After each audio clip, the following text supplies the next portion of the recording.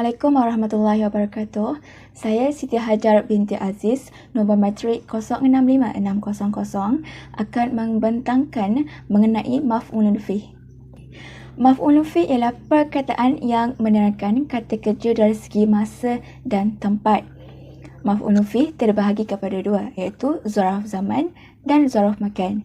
Zaraf zaman ialah perkataan yang menerangkan kata kerja dari segi masa. Contoh perkataan yauma. Contohnya, safarat yauma al-khamis. Kita dapat i'rabkan perkataan yauma sebagai zaraf zaman mansub bil fathah.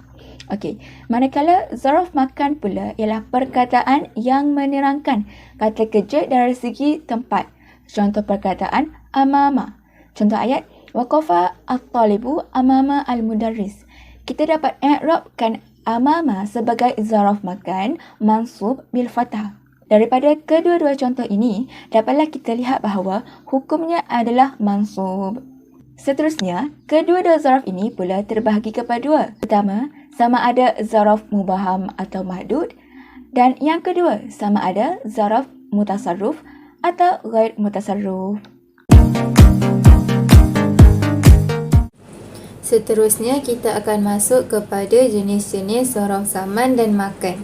Di setiap zaraf zaman dan makan itu adanya dua jenis, iaitu adanya pada zaman itu zaraf zaman mubham dan zaraf zaman mahdud. Sama juga seperti zaraf makan, adanya zaraf makan mubham dan zaraf makan mahdud. Mubham adalah satu perkara yang tidak tertentu atau umum.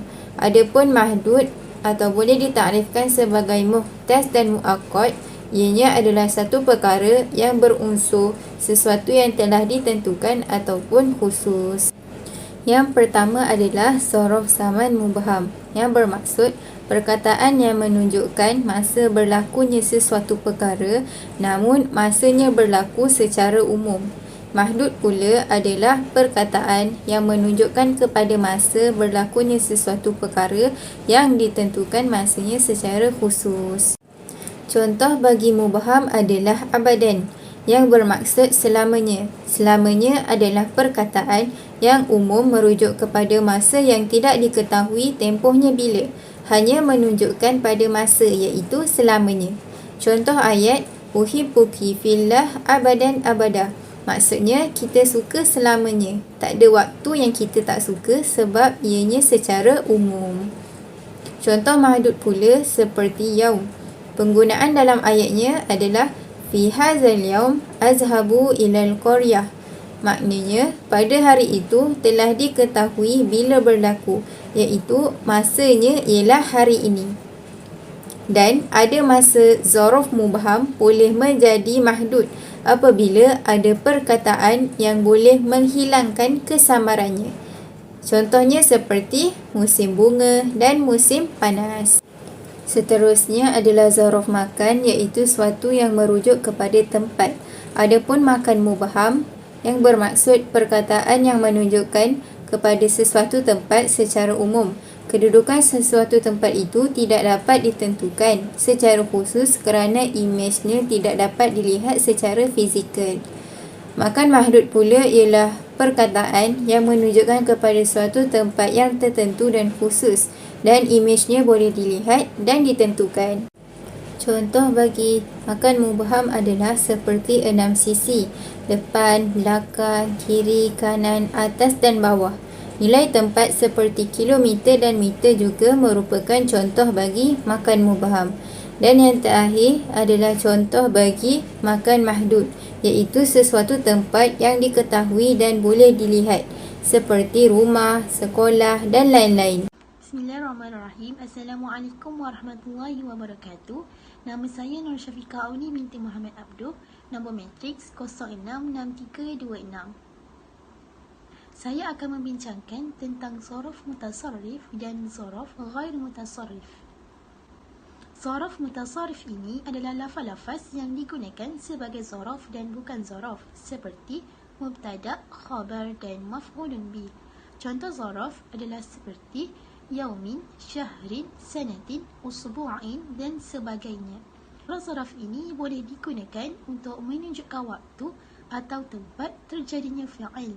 kemudian menjadi mansub kerana maf'ulun fi. Contohnya, sumtu yaumal itsnaini, sirtu kilometran. Selain atau bukan zaraf seperti mubtada atau khabar atau maf'ulun bih atau fa'il dan lain-lain, apabila kita nak i'rabkan, maka kita perlu mengikut kedudukannya. Contoh yang pertama, Zahaba Khalidun ilal madrasati yaumal sabti. Lafaz yauma tersebut berperanan sebagai zaraf zaman mansub kerana maf'ulun fi. Contoh yang kedua, sayati yaumun sa'idun najtama'a fihi, yang mana lafaz yaumun tersebut berperanan sebagai fa'il marfu'. Contoh yang ketiga, sirtu nisfal yaumi, yang mana lafaz al-yaumi tersebut berperanan sebagai mudhaf ilaih majrur.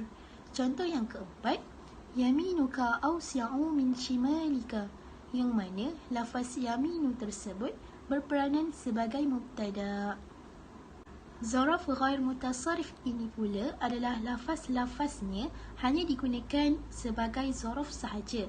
Contoh zaraf, hina, ba'da, athna'a, tahta, baina, fawqa, inda, dan selalunya zaraf ini adalah mansub. Zaraf ini juga boleh digunakan menunjukkan waktu atau tempat terjadinya sesuatu perbuatan. Contohnya, tatiru ta'iratu fawqa sahabi, yang mana perkataan fawqa tersebut adalah zaraf makan mansub bil fathah, dan ada juga digunakan sebagai khabar, mubtada dan sifat, dan lafaznya tersebut wajib dihazafkan dengan fi'al yang dibuang. Contohnya, al-jannatu tahta aqdamil ummuhati, yang mana perkataan tahta tersebut adalah zaraf makan khabar mansub bi fi'ali mahzuf wujuban takdiruhu, iaitu tastakirru. Kemudian boleh menjarkan zaraf-zaraf ghair mutasarrif dengan lafaz min, inda, qabla, ba'da dan sebagainya. Contoh ayat, kullun min 'indillahi. Kesimpulannya, dapatlah kita ketahui bahawa maf'ulun fi terbahagi kepada dua, iaitu zaraf zaman dan zaraf makan bagi sesuatu perbuatan. Kedua-dua zaraf ini pula terbahagi kepada dua, iaitu pertama sama ada zaraf mabhum atau mahdud, dan yang kedua pula sama ada zaraf mutasarruf atau ghair mutasarruf. Pertama, zaraf mubham atau mahdud, yang mana zaraf zaman mubham ialah perkataan yang menunjukkan masa berlakunya sesuatu perkara namun ditentukan masanya secara umum. Contohnya abadan, iaitu selamanya. Seterusnya zaraf zaman mahdud, yang mana lebih khusus. Contohnya sanah, iaitu tahun. Okey. Bagi zaraf makan mubham pula, perkataan yang menunjukkan sesuatu tempat secara umum. Contohnya amama, fawqa atau tahta. Bagi zaraf makan mahdud pula, ianya lebih khusus seperti bait, rumah atau madrasah. Akhir sekali, hasil daripada pembelajaran kita juga dapat mengetahui mengenai zaraf mutasarruf dan ghair mutasarruf. Zaraf mutasarruf ni yang mana boleh jadi zaraf yang menunjukkan waktu atau tempat. Ia juga boleh jadi bukan zaraf kerana kedudukannya seperti mubtada, khabar dan maf'ulun bih. Okey, bagi zaraf ghair mutasarruf pula adalah lafaz yang mana hanya untuk zaraf sahaja.